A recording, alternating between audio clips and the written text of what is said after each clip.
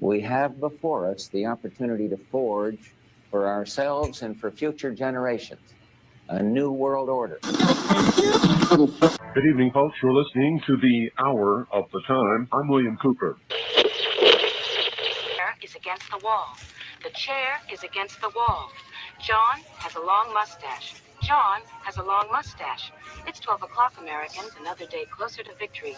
And for all of you out there on or behind the lines, this is your song. Time, weather, and... Veteran of 3 foreign wars, entrepreneur, and warrior poet, Tony Arterburn takes on the issues facing our country, civilization, and planet. This is the Arterburn radio transmission.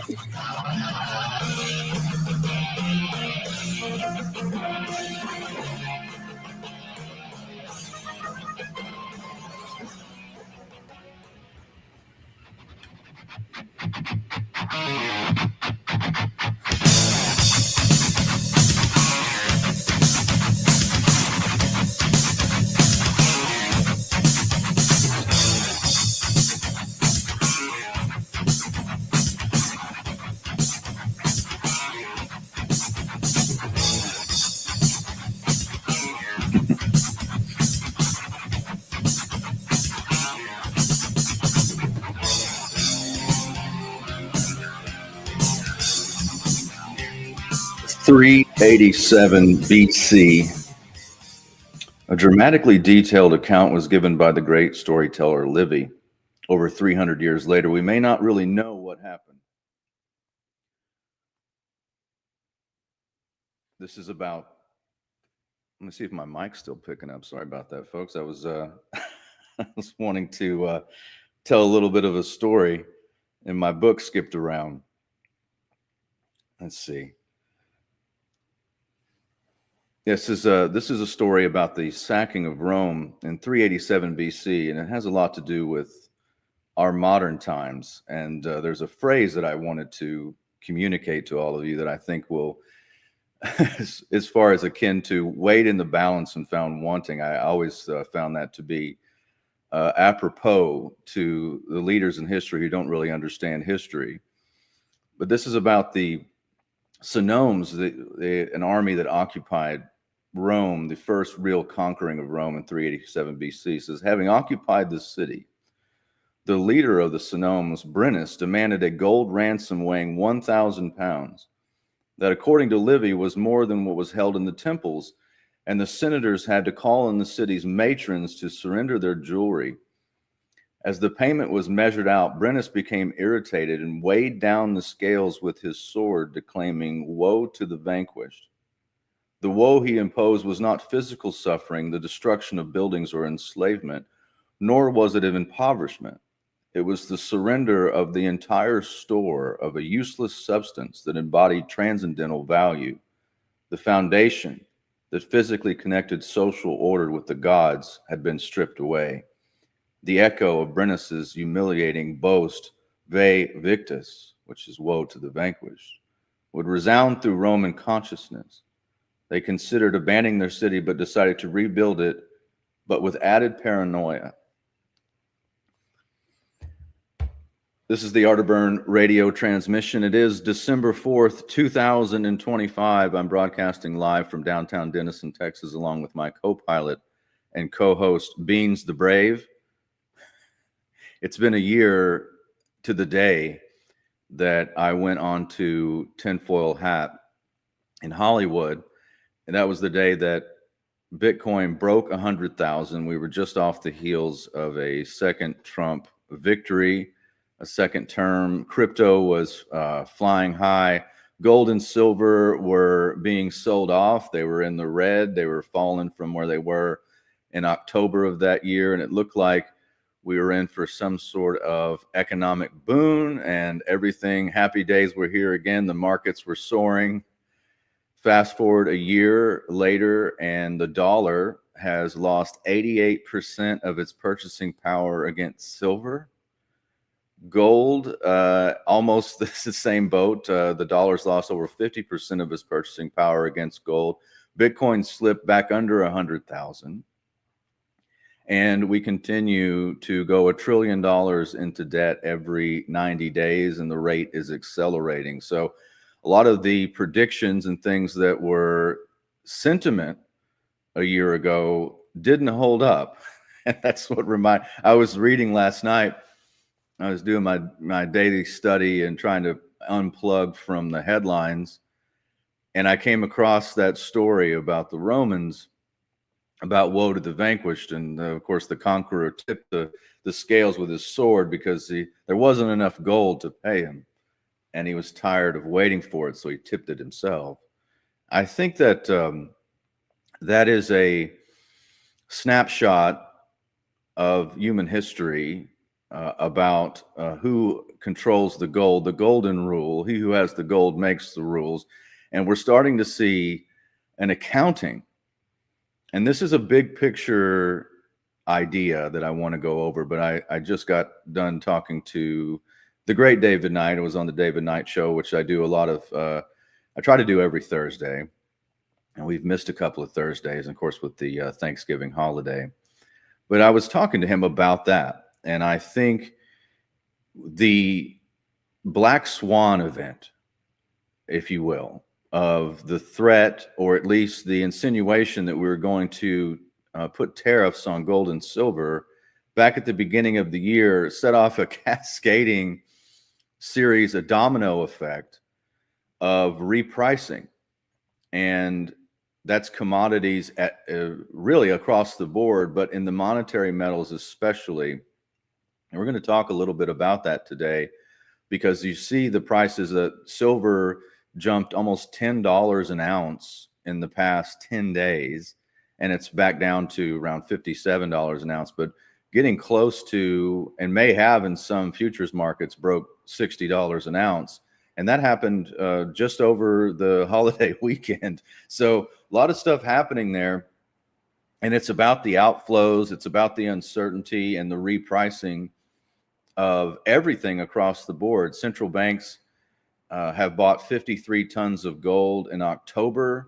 It's another record for the books in this last couple of months as we wind out 2025. And physical demand continues to grow with institutions. And I found this article, and we're going to cover a lot, as much as I can cover today. I even want to talk about there's a new recruitment video out for PSYOPs out of Fort Bragg. And I thought that was an interesting topic to cover, because all of this really, the headlines, the news. And I was talking to Melissa yesterday about the headlines and all the news aggregation on Drudge, and it's like you're living inside of a real dystopia. Like it's not even used to, I'd cover the news and almost like in a real interest, in a way that I was interested in. And now I'm just thinking, what is it that they want me to think? Because I'm not gleaning any information from this. It's really an upside down, and trying to keep your mind straight is harder than ever. And don't forget, you go back to the Biden administration, and they had, the executive branch had to put out a memo asking all other parts of the executive branch to report back on what PSYOPs they were running, because no one could tell what was a PSYOP and what wasn't. And I think that's pretty much all of us now, ladies and gentlemen, is living in this dystopic landscape of not knowing what is up or down. I'll try to make sense of it for you. You won't find any of that here on this program. It's just you might find the chaos of my brain, but you're never going to find a PSYOP. I won't be party to that. All right, let's see if I can put this up on. I'm on my laptop today. I'm broadcasting from my loft in downtown Denison, Texas. It's a funny story. I had a new studio set up. Everything was looking good down at the bank. And my black cat, Pumpkin, she was on my desk a couple of days ago. And my son's German Shepherd, Beth, came in, wanted to say hi to the cat. And the cat knocked over my microphone and broke the mic stand for my Rodecaster. So I'm broadcasting from my travel setup, which is, I think, sufficient. Sometimes I can't, like when we came into the show, I couldn't quite hear myself, so I was wondering if we got any audio feed. And oh well, not everything's a perfect cold opening, but maybe next week I'll get it right. All right, let's put this up on the screen. This was an interesting article in the same line of, what's going on with the price of silver, which is fascinating to me. And it's not coming in the form of which I thought it was going to appear over the years as I've done my study and analysis. It's almost backwards, and I'll get into that. This is Kitco. Physical is king. India's silver demand collides with 25-year supply gap. And this is, again, over on Kitco News. Silver's record-breaking run is being driven less by hedge funds and more by a wave of physical demand that mining industry cannot meet, a longtime U.S. silver mining executive said in an interview with Kitco News. Quote, "The physical market is driving the financial market in a way that hasn't been done in my career," said Phil Baker, describing what he heard at the London Bullion Market Exchange Association recently. He says, "It was interesting. I was at the LBMA annual meeting, and the quote of the meeting was, 'Physical is king.' We're in a different place than we were in the last 20 years, he said. Baker, the former chief executive of Helka Mining and now advisor in the sector, said the stress he observed among bullion professionals was unlike anything he's seen before. I was really struck at the LBMA at the stress that was felt by the market participants with silver, and it was stress that I had not seen before. It's really clear to me that these guys are not going to allow their inventory levels to fall to the same levels they were before." He says the driver is India. And I said this on the David Knight Show today. India has always been a culture that buys physical gold. This is something they do for generational wealth, to pass things on, gifts. I buy a lot of gold jewelry from Indian families and when they need to raise some fiat currency. But I was reminding David that the root word for rupee, the Indian currency, is rupiah, which is silver. It says, while investors have focused on Western futures markets, Baker argued that India now sits at the center of the silver story. So for me, the thing that really drives silver is what's happening in India, he said. That is the driver, the literal driver. He noted that India, now the world's fifth largest economy, has seen silver imports soar. In October, India imported around 60 million ounces of silver, compared with about 15 million ounces of silver the year earlier. Despite the fact that silver is an all-time high in rupee terms, the demand has been, as described at the Perth Mint, insatiable.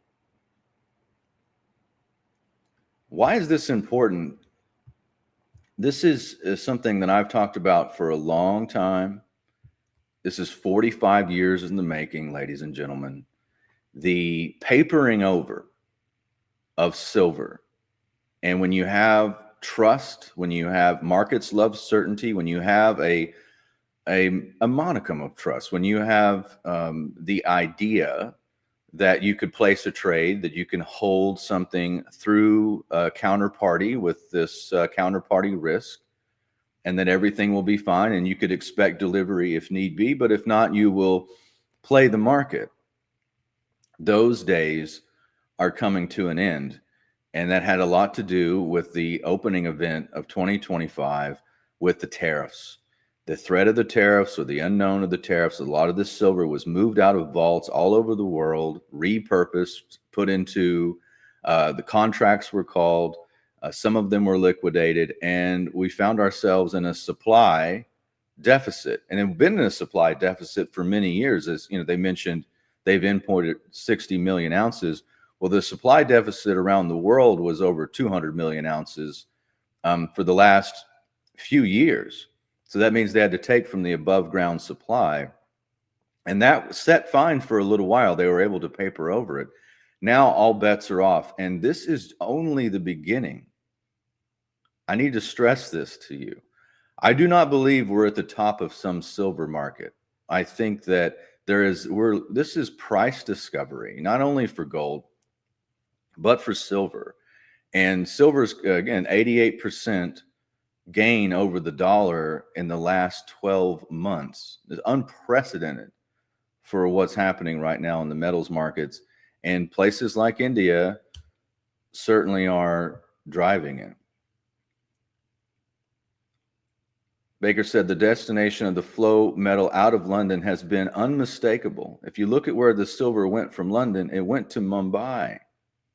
In some cases, he added, the physical scramble was so intense that silver was moved by air from Asia.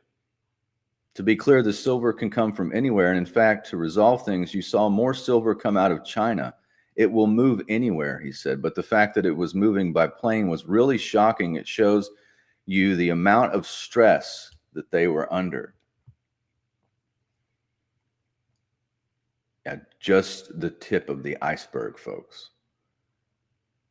And this happened in a series of events, with Russia making silver a strategic reserve asset, China hoarding silver, same for its weapons technology, its solar, anything that has to do with the technological revolution, even AI, all hoarding physical silver. Don't forget that the military-industrial complex, the fuel of that is physical silver bullion. There's 500 ounces of silver. There's a monster box of silver in each Tomahawk missile. And you don't get that silver back after you blow it up. CME delivery notices for December showed about 8,800 contracts, roughly 44 million ounces standing for delivery, with a growing share to commercial users. Baker said his message to those users for the past 18 months has been blunt. Don't be short silver, he said. They're finally putting the silver in place so that they're not short. Industrial demand has already reshaped the market. Out of 1 billion ounces of demand for silver, 55% or so is for industrial, he said, citing uses from photo analytics to electronics. They're going to try thrifting, but they can't thrift fast enough. And so the only alternative they have is to be long silver. This is exactly where so many of the smart people that I've interviewed over the years have been on silver. The Peter Kraut, the great silver bull, his book, and I've interviewed him. This is a long time in the making. It had to first expose the weakness in what is held in the paper markets. And then when you couple that with the loss of trust, the decline in trust across the board, not only with trade, but just trust in the institutions by themselves, then you find where we are today. And I don't believe that we are in some sort of bull market. This is not investment advice. This is literally, I think this is more of a philosophical line of logic that I'm on right now. It's not about being at the top of the market or where investments are or anything else. I think that the culling of physical silver, and especially out of the hands of the West. If you look at like my business, I have 2 different shops in 2 different states, right? I have Missouri, I have Texas. We have our toll-free numbers. You can deal with me from all over the country. People are selling silver left and right, and this is a full-time job now for me, just keeping up with covering the invoices. And I will say that the buyers, aside from those that are with me in Wolfpack for our monthly membership that are dollar cost averaging, aside from that, the purchases have gone way down. The selling continues to go way up, but that silver, and again, the price and the demand continues to go up, which means that it's flowing outwards, and it's going to places like India, but it's going to institutions, folks. I can't stress this enough. This is happening with gold, silver, and Bitcoin. It's taking it out of the hands of the lower economic strata, the mid economic strata, even upper economic strata before you get to the super elite and multinational banking consortiums and conglomerates. And that is being repurposed and sent out. So this didn't come in the form when I originally started looking down the road and trying to predict what would happen. I knew that we would have a squeeze, but I thought that it would first come from individuals. And I was mistaken. It came from institutions first. I thought that they would lag behind the individuals. So we're not even at the point where people in this country start to go, hey, wait a minute. I need some physical silver. Those orders have not been placed yet. And I think we will see that, but not right now. And it's going to be a lot of selling for a time, and the prices and scarcity will continue to rise, and the price will, I believe, continue to rise. And there may be some sell-offs, but over a long enough period of time, we're going to see some really dramatic moves in silver. This is fascinating to watch. A 5-year deficit and a long wait for mine supply. And this is something I've been talking about too. There haven't been, because of silver being suppressed for so long, there wasn't a lot of capital investment into mining silver alone. A lot of the silver that you see hitting the markets comes from gold mining, copper mining, nickel mining, and it's something that they just ancillary. You have it outside of what is already, your main goal, which is these other metals. And so the deficits continue to accrue. He says, remember, there's been deficits now for 5 years. This deficit year should be 100 to 200 million ounces. And that's on top of deficits that have exceeded that for the last 4 years. Independent data suggests a similar pattern. The World Silver Survey shows that global silver market running consecutive deficits in recent years as demand has outpaced mine production and recycling. Baker said the constraint is not ore in the ground, but time and permitting. Yeah, that's how long it takes to go and create a new silver mine, all of the constraints and the permitting and everything else, the logistics around that to even pull it out of the ground. So we're years out from satiating the current demand, which I think is only getting started. He believes the industry is already past peak silver. Peak silver was 2016 at 900 million ounces, he said, adding that we're going to always be below this 900 million ounces of silver from the mines, at least for the next decade. At the same time, the biggest operations are not big enough to close the gap. Last year, the top 5 silver mines globally produced between 41 million and 17 million ounces each, leaving even the 5th largest mine at only about 2% of world output. Well, I think, so we're finally in the cycle of history that I've been talking about for many years, even going back to when if you've been following the show for the last 500 episodes, back when silver was $15 an ounce, and I was saying, hey, there's a supply deficit and the dollar is losing purchasing power. Yeah, it just sounded like this is just noise in the background because you had the paper markets. And I go back to February of 2021, and they had this big push by the Wall Street Bets people that were saying, buy physical silver. The people went out and bought physical silver. They cleaned out most of the shops. And the next day, the price of silver went down because the powers that be at the time sold off 1.5 times the annual supply in one day in paper. So they were able to do that as late as 2021. But you have to remember what happened in 2022, this global shift. Russia invades Ukraine. The United States puts even more stringent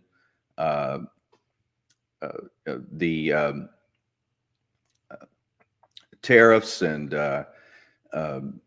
all of the penalties against Russia and all of the rest of that and the sanctions, that placed the ruble in free fall for about 90 days. And then the finance minister for Russia came out and said that dollars are candy wrappers. We're not going to use those anymore. They started doing direct deals with Russia, or with China, with India, trading gold bullion for oil and all the rest. The ruble bounced back, and the dollar started to de-dollarize all around the world. It went from 53% of global usage to around 43%. I don't know where it is now, but it dropped almost 10% in global usage. And you look at the metrics like the euro, once being the second held most reserve asset for central banks, being supplanted by gold. These things flow together. This is in conjunction with that. And so silver getting put on the books by Russia as a strategic reserve asset, all that is putting pressure on the price right now of metals. And of course, you add in the uncertainty. This is interesting times, ladies and gentlemen. So 2021 was the last time I think they could paper over any of that. All right. I do want to go to the comments too. We're over on YouTube. Oh, Kenny F and Powers. It's good to see you guys. I see, is Billy in the chat? We have BRV in the chat. I always like seeing the YouTube chat. I can't believe we still have a YouTube channel right now. So yeah, go and subscribe to at Tony Arterburn. Harp says, "Good day, Tony," and all. The fiat dollar is dead, and hail silver. Yeah, Kenny F and Powers says, "Hey Tony and Beans the Brave. Imagine how I won't use the word, but how crappy things are going to be when gold breaks 5K and silver is at 100." Yeah, this doesn't the price reflection in metals right now isn't exactly a sign of confidence or health in the economy, but it is a revaluation. Yeah, I think that's right. That's Billy in the chat. Gorilla Underground 1984. Yeah, it's good to see you, Billy. All right, if you guys got any questions or anything you want to send my way, I need to check the Rumble chat as well. Let's see. I've got Brandon Bennett in the chat, and Steves, or I hope I'm saying that right. And of course, Harp's always on the Rumble chat too. This is, I agree that the price discovery. I wish I knew about metals when I graduated from high school in 1981. I didn't, and family and friends didn't. Well, you're not taught this in school, so don't beat yourself up. This is it's a subculture that's taking, I think, a lot of the historical happenings, and it just happens to flow into the wheelhouse of somebody like me now. Yeah, as silver prices rise, are you thinking of changing the $35 and $50 price structure? Well, you talking about Wolfpack? That's a great question. Well, not right now, because we can still get fractional silver. We can still get gold backs. As a matter of fact, I was having that conversation with Yeka yesterday about what we were putting in the Cubs at 35, what we were putting in the Lone Wolves, and we used to be able to put an ounce of silver in the Lone Wolves, and now I can't anymore. And we're at half ounces, and that may change, but still dollar cost averaging. We're not going to change the price of the 35 or 50. You're just going to get different items. And if I can even do it anymore, I'll try to put silver dollars in the Lone Wolves, but I don't think, I don't know that I can. I'd have to be able to buy a lot of them in bulk for under melt, and to make it work even with the shipping. So it's a lot to juggle right now. A lot of my brain power has just been tied up in how to move product, which is a full-time job. All right. Let's see. Let's jump around a little bit. I had a couple of different articles pulled up. Let's see what I had on Zero Hedge.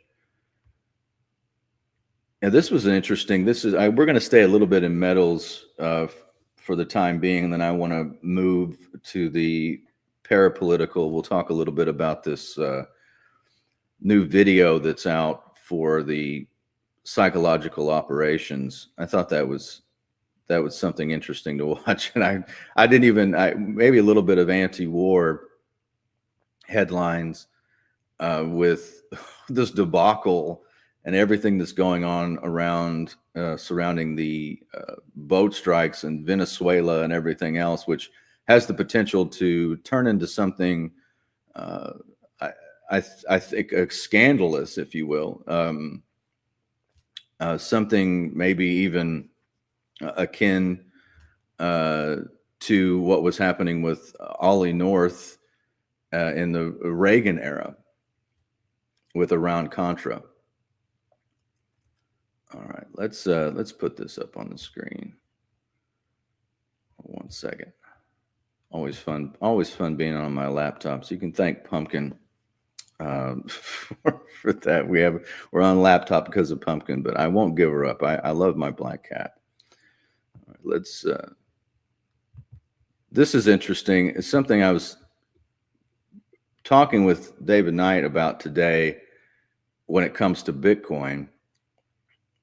And this is Zero Hedge. Why Tether is buying more gold than many central banks and what it signals. And this is from Cointelegraph. Tether purchased 26 tons of gold in Q3 of 2025, a larger quarterly acquisition than any reporting central bank. Its total holdings reached 116 tons, placing it among the world's top 30 gold holders. Stablecoin issuers, sovereign wealth funds, corporations, and tech firms are increasingly active in gold markets. This trend makes a structural shift in global demand once dominated by central banks. Now, what have I talked about for a long time? And that is the stablecoin system is the new fusion of the CBDC system. And that's how, if you go back and you look at how the United States quietly let the petrodollar die. So we went off the gold standard in 71. Henry Kissinger, Nixon, and the like decided that they needed to have some sort of stabilizing effect for the dollar. So by 1974, we had a deal with the Saudis and OPEC to denominate all oil purchases, all petroleum purchases in dollars. And that's what backed the dollar.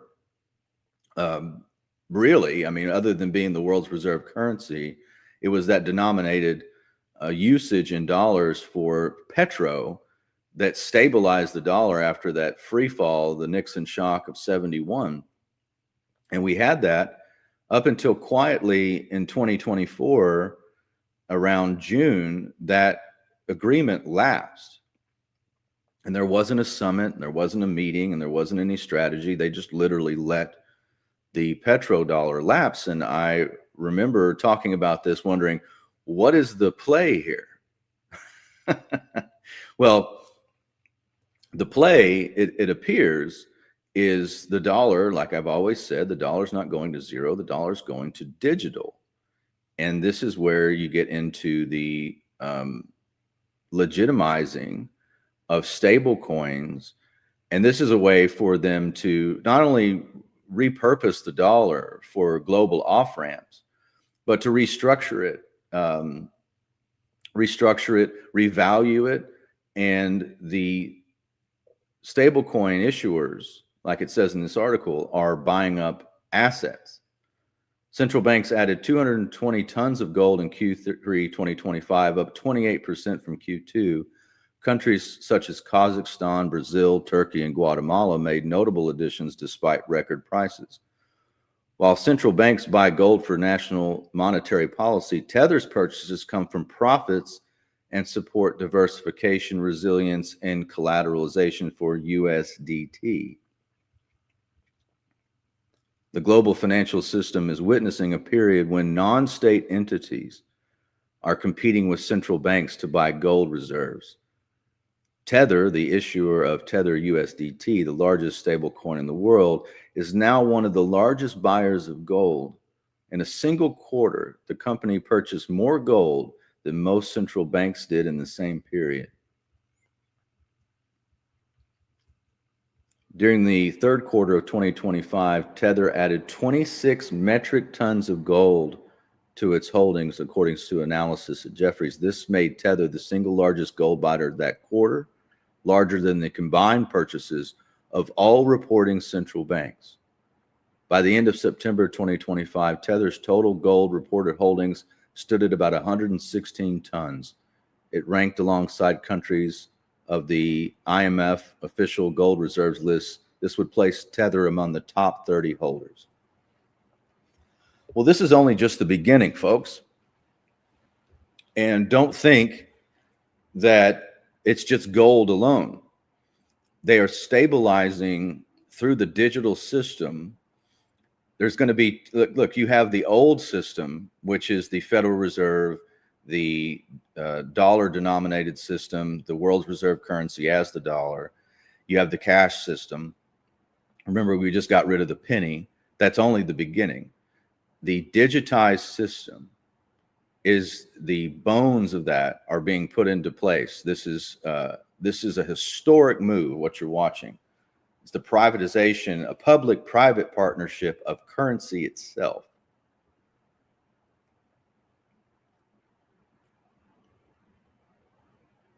Also, as I mentioned on the David Knight Show, in conjunction with this, folks, is the play with stable coins and Bitcoin. And I think Bitcoin right now, as I mentioned earlier, a year ago today, right before I went on Tinfoil Hat and announced that we would take Bitcoin at no fee so for purchases, Bitcoin hit 100,000.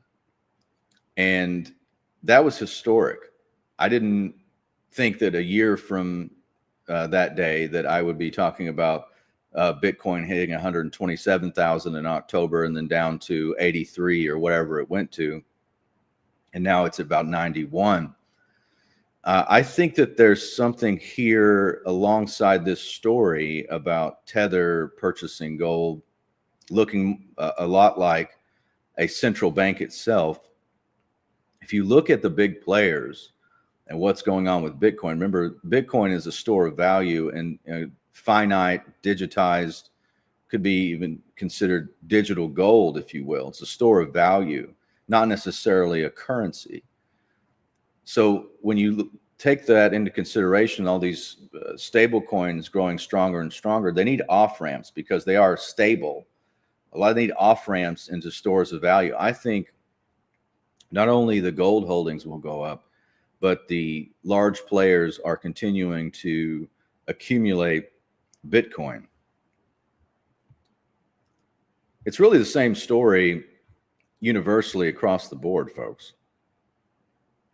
If you look at what's happening with gold and silver, and I'm watching this just as at a micro level. I know the macro, but if you're looking at the micro level, just a small regional operation of precious metals like I have, the metals are flowing out of the hands of people and they're flowing to institutions. Same thing with Bitcoin. We're watching this is a monetary revolution. You're witnessing it in real time. It's an interesting time to be alive, folks. Is like David Knight always tells me, it's the Chinese curse. May you live in interesting times. We're certainly watching that. All right. Let's see. I'll see if I can cover his. I have so many articles I want to get to. I'm wondering if I can get to it with time. All right, let's do a little bit of geopolitics. I pulled this up. I want to talk a little bit about what's going on with Venezuela, just for a little bit of the parapolitical, and then we'll end the show with the PSYOP article put this on the screen. This is antiwar.com.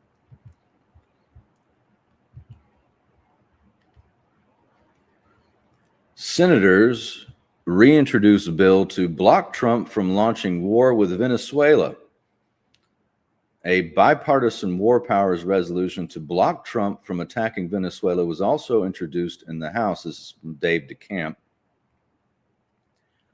A bipartisan group of senators has reintroduced a war powers resolution aimed at blocking President Trump from launching a war with Venezuela without congressional authorization. The bill was introduced by Senators Tim Kaine, Rand Paul, and Adam Schiff. Also sponsored the previous resolution, and this time they were joined by Senate Minority Leader Chuck Schumer. According to a press release from Kaine's office, the new war powers resolution is privileged and may be called upon a vote on the Senate floor within 10 days.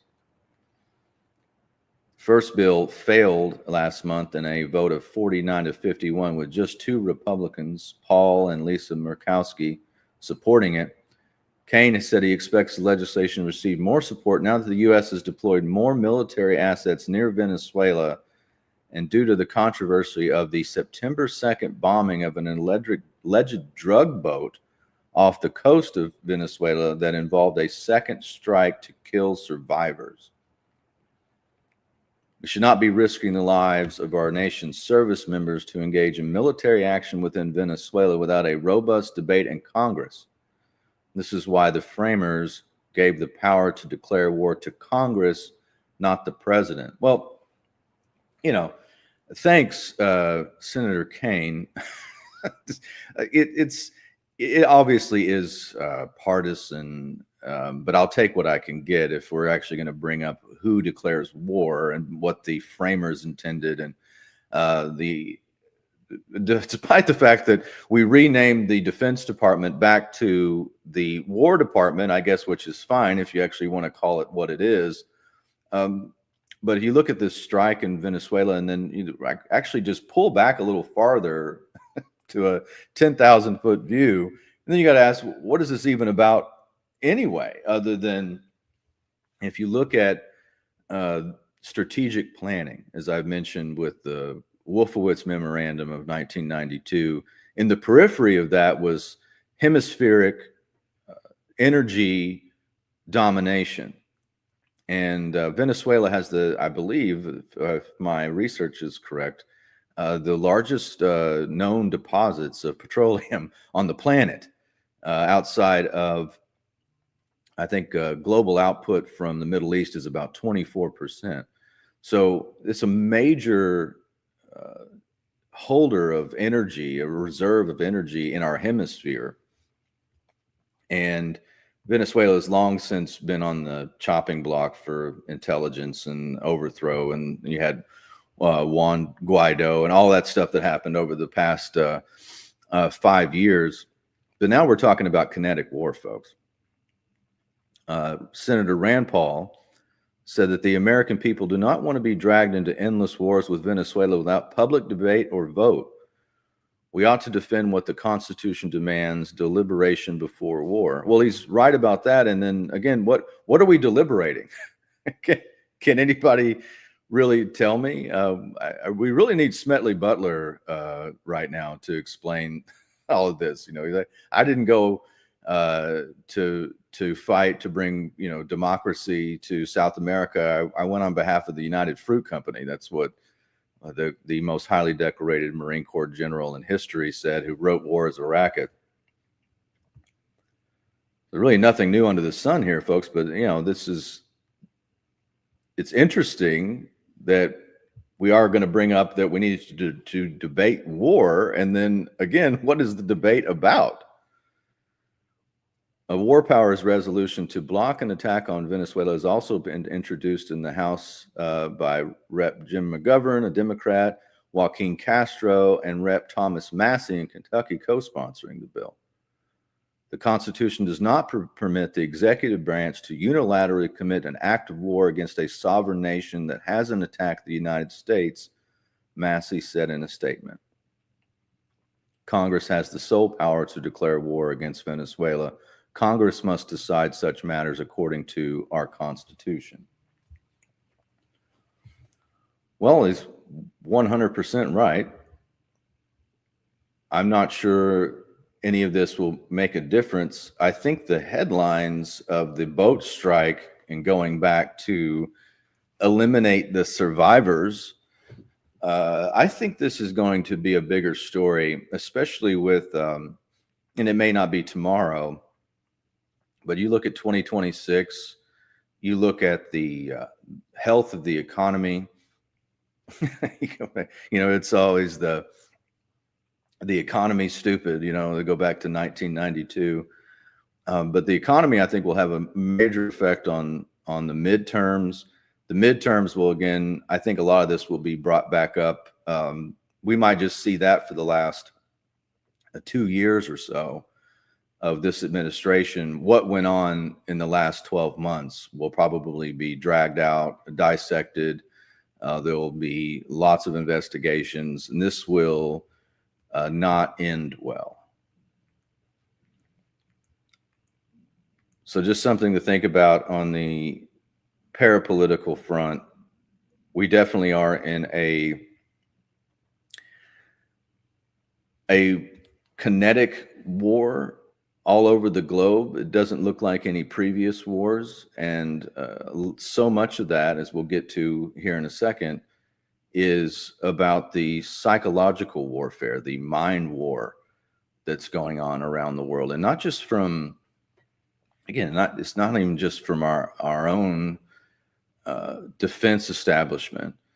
This is everywhere. So you are smack dab in the middle of the Great Reset, of a massive psychological operation, and have been for many years. The fact that we're all holding up as well as we're doing, it's pretty remarkable.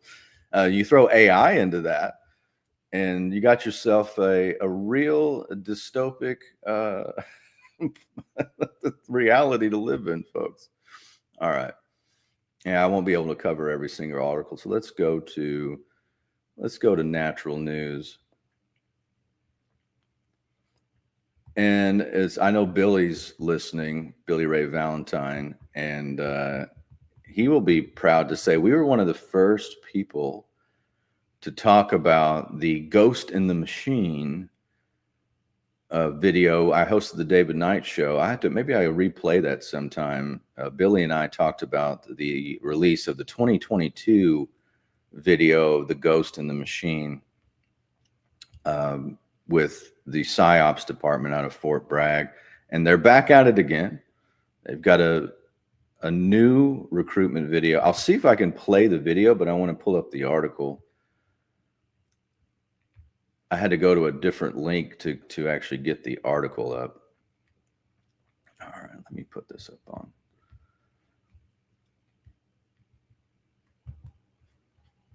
Yeah, it's interesting whenever you're doing a show like this and you try to find the actual article that they had, that they're referencing, and then you just search and search, and it's harder and harder to find. U.S. Army's secreted psychological warfare unit released cryptic recruiting video. We are everywhere. The 4th Psychological Operations Group, Airborne, released a cryptic meme-laden video filled with subliminal messaging, World War II propaganda references, and eerie visuals departing from traditional patriotic military ads. The video emphasizes words are weapons and showcases PsyOps' role in influencing perceptions, manipulating emotions, and shaping behavior through propaganda, deception, and viral messaging, targeting both enemies and domestic audiences.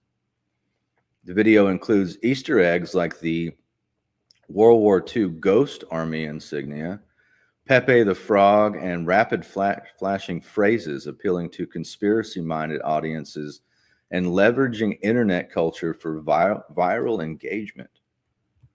The Army seeks cerebral and analytical recruits skilled in research, psychology, and multimedia deception, training 41 weeks of intensive instruction in cultural dynamics, propaganda, and psychological manipulation. Unlike traditional PSYOP targeting foreign adversaries, this video appears tailored for American audiences. signaling an escalation in domestic information warfare amid rising distrust in institutions and mainstream narratives. The tagline, "We are everywhere," reinforces the message that psychological operations are already active within society. Well, I was at Fort Bragg for many years, and I remember I went to Reno in 2001, right after 9/11, to compete. Right before I went to Afghanistan, I competed in the World Deadlift and Bench Press Championships, and I was 21. I was flying back, and I sat next to on the plane. I sat next to the former head of psychological operations at Fort Bragg. It was a 2-star general, major general. He gave me his coin. We had an interesting conversation, but yeah, I'm very familiar with this group. I think I've done some the special warfare unit out there at Fort Bragg. I did some jumps with them when I was a military policeman. I tried to get my jumps in over with SWIC because they always had the better planes. or they could jump a Black Hawk or a Casa, and I wouldn't have to do a C-130. So I always enjoyed that. Yeah, unlike traditional military recruitment ads filled with explosions, patriotic music, and heroic imagery, this video leans into psychological intrigue. It opens with a burning 1980s CRT television flickering to life with a ghostly 1930s cartoon, followed by scenes of soldiers blending into crowds, leaflets raining from the sky, and distorted radio broadcasts. Quote, "There is another force applied in combat that we generally don't think of as a weapon of war," a gravely voice narrates. "That weapon is words. Words are weapons. This is psychological warfare." The video concludes with a pulsing QR code linking the Army's PSYOP recruitment page and the ominous tagline, "Join PSYOP." Viewers quickly dissected the video, uncovering Easter eggs that nod to conspiracy theories, historical deception tactics, and internet memes. Among the most notable, a brief flash of World War II Ghost Army insignia, a unit that used inflatable tanks and sound effects to deceive Nazi forces. Pepe the Frog in a clown suit, a symbol controversially adopted by fringe online movements. The phrase, "anything we touch is a weapon," appears and vanishes in milliseconds. Social media reactions range from fascination to unease. "Watch it over and over again. Great little nuggets of information for us," commented Nidia Law on Facebook. "A lot of crumb drops in this one," wrote the Jason on Instagram.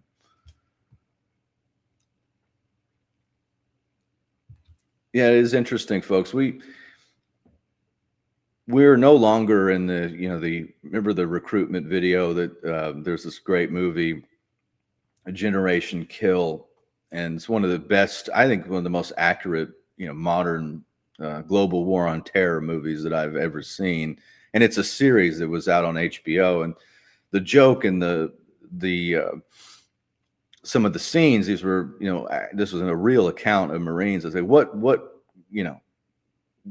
commercial got you? And it was the Marine that slays the dragon, that has the sword, and that was, we used to have Be All You Can Be. Remember that in the 1980s? You had so many great recruitment ads. And then I think in the early 2000s, they really started to slip and did the Army of One and all that stuff.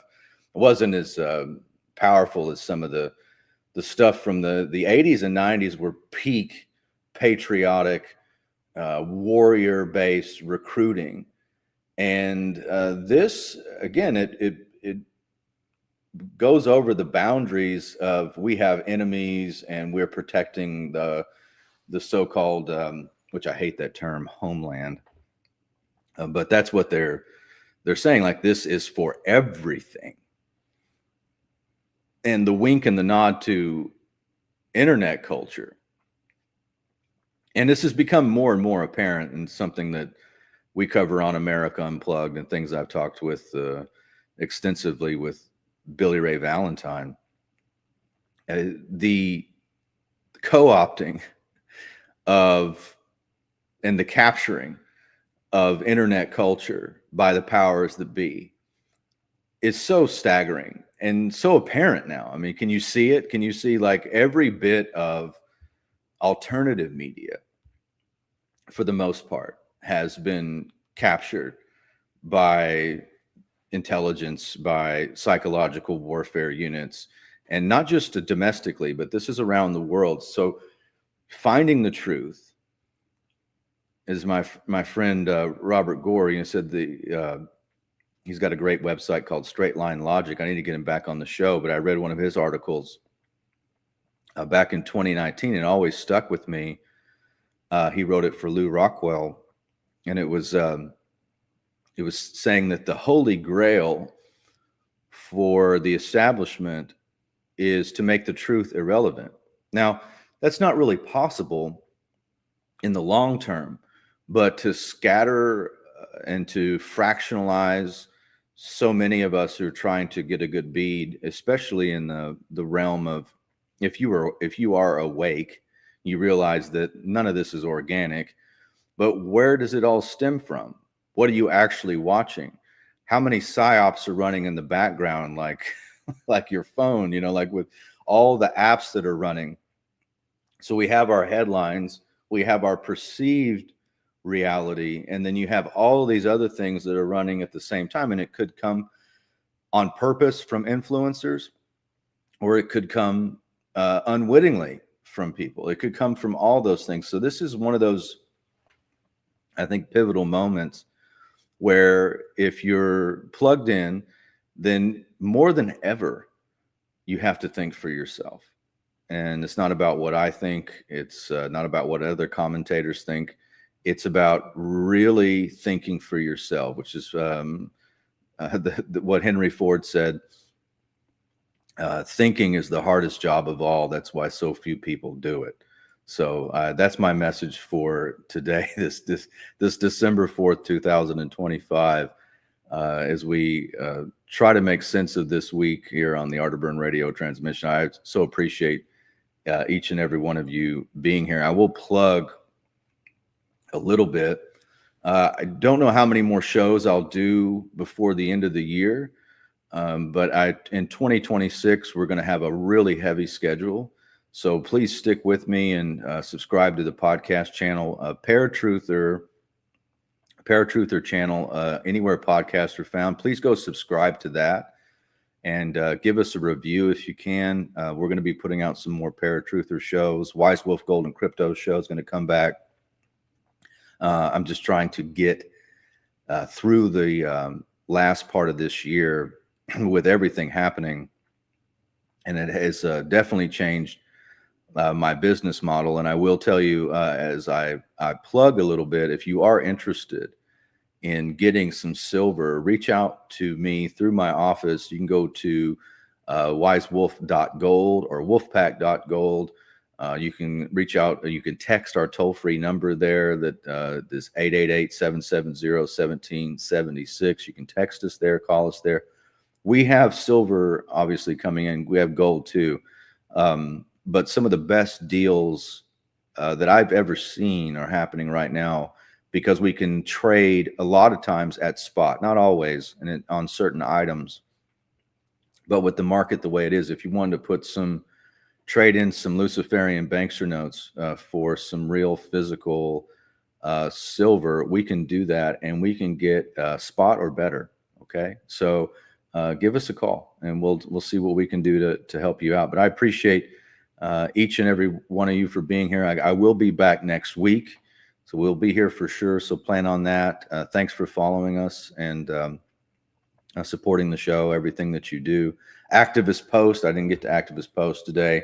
My friend Charlie Robinson, I had an article up there. I just didn't have enough time to get to it. Remember to check that out. I think Charlie and I have a new show that will be dropping here in the next week or so over on his channel. So be looking to that as well. So appreciate each and every one of you. Take care of each other. End of transmission.